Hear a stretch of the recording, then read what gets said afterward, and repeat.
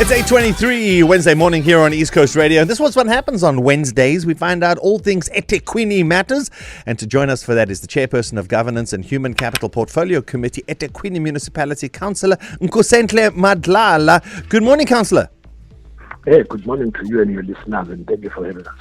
So, Councillor, the city is hosting a 2-day local economic development summit. Will you please tell us how this will assist in building an inclusive economy for our city? Yes, the city is taking bold steps towards building a more inclusive and equitable economy. Yesterday marked the start of a 2-day EThekwini local economic development summit at the Inkosi Albert Luthuli International Convention Center, the Durban ICC.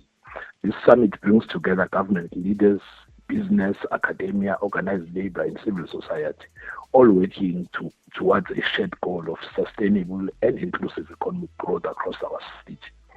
The local economic development program is an important vehicle in this effort as it focuses on the following: helping local businesses to grow, supporting entrepreneurs and township enterprises, opening real economic opportunities for young people, creating pathways to sustainable jobs and business participation in our city.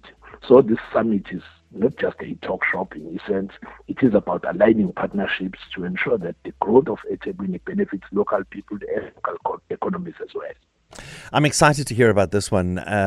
Councillor, one of me and my Anna's favorite places is obviously the Elangeni or Maharani hotels. And today the city is signing a lease agreement with the Southern Sun's major hotels on the beachfront, namely the Elangeni Maharani. Can you give us some more details about the signing ceremony happening?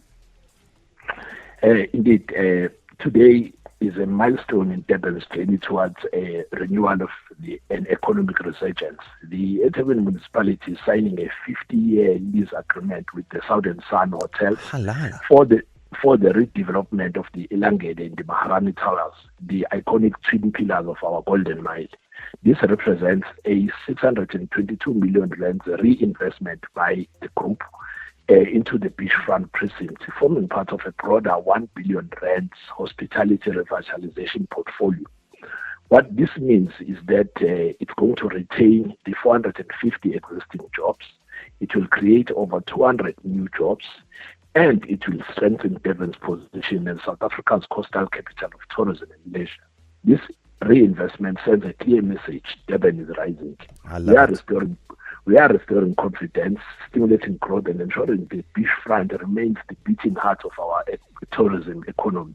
We call upon our residents, business owners, and all stakeholders to walk the path with us, because together we can do more to make Durban a city above the rest.